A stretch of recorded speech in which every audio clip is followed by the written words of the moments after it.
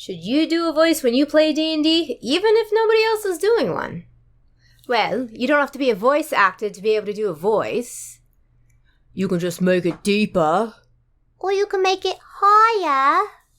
Or like, do that voice you default to when you're like being goofy with your friends. There's so many benefits to doing voices for your character. And I'm going to list a few.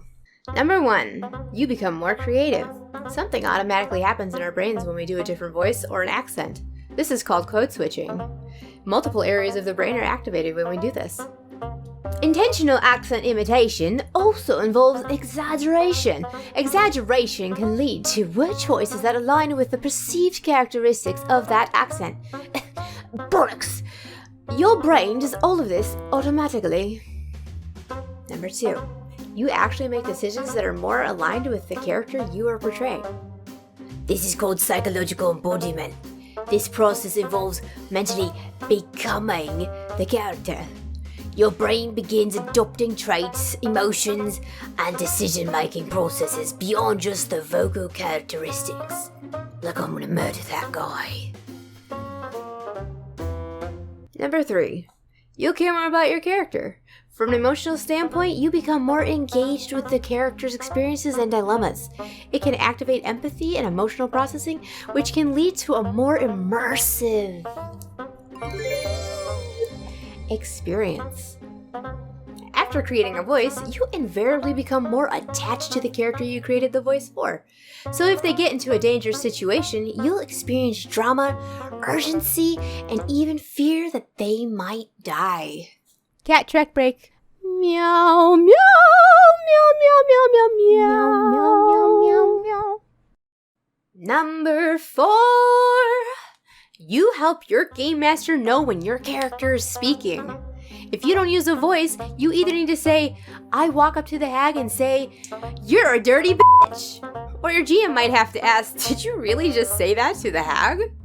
As opposed to just launching into dialogue and saying, you're a dirty rotten bitch. Number 5, you become more confident.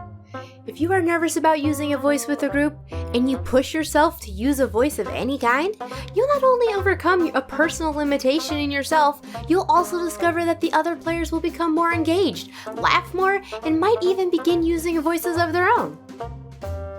Number 6. When everyone uses voices for their characters, role-playing happens naturally.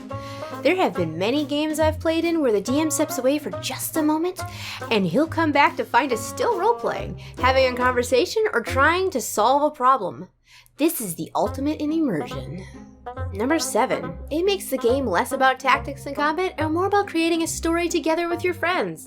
Most role-playing games can easily become a miniatures map combat game. You murder hobos know what I'm talking about. Using voices will emphasize the storytelling aspect of your gaming experience. So don't be a murder hobo. Be a friendship hobo. You'll level up your game if you use a voice. Even if you feel awkward about it, step out of your comfort zone and take a risk. You might even discover a new version of yourself along the way. My Shadowdark Supplement Unnatural Selection crowdfunding campaign launches next week. If you haven't supported me, you suck. But you can suck less by clicking the link in the description below. And if you know shit about then you can watch the trailer by clicking somewhere around here. But then you might miss the song at the end.